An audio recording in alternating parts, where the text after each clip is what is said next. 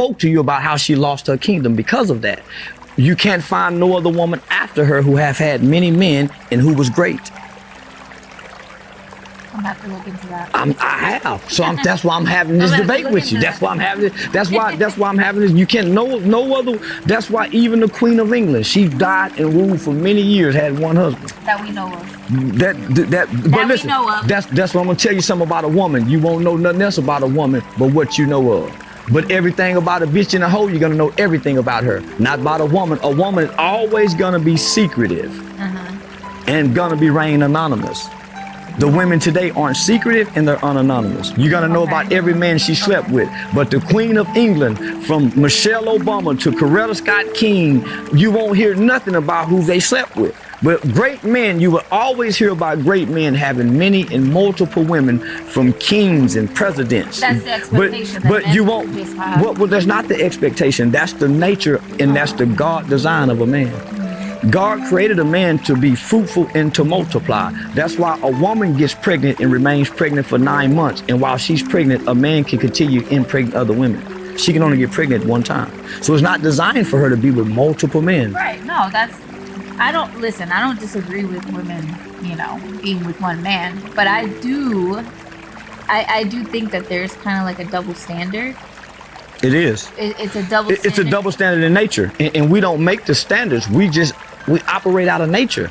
We're humans. We don't get to make the standards of nature. Nature says man is more dominant than woman. Man is physically more stronger than woman. You can't deny that.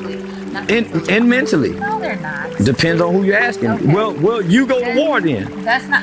That's physical. That's mental. Okay, yeah. Because war is not mental. War, you stand in the woods. War is not physical because you don't really get to see your opponent. You guys are shooting from over here. It's strategic. Well, women are going to war.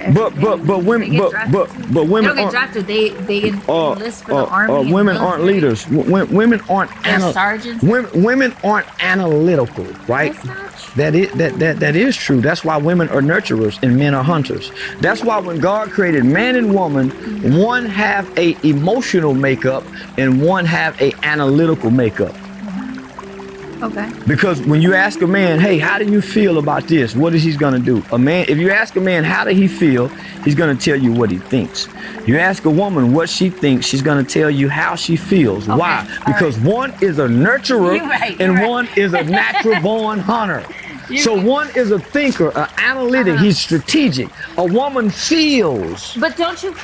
And you can't lead with feelings. Listen, don't you think that you need both in every situation? A man can't be a man in his feelings. I'm not saying that. Oh, okay, I'm talking about like there's people that think that there's no place for women in certain industries. It's not. Like what? It's not. Like what? It shouldn't be no woman president. It shouldn't be because women aren't designed to lead. That's not true. That is true.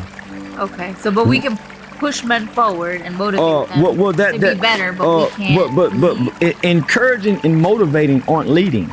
Okay. Come on, baby, you can do it. Come on, baby. Oh, that's motivation, and that's the fuel to say, oh, I can do it. Come on, baby, you can do it. So that's not leading. Okay. That's inspiring, motivating. That's what your mother does. Your father comes home and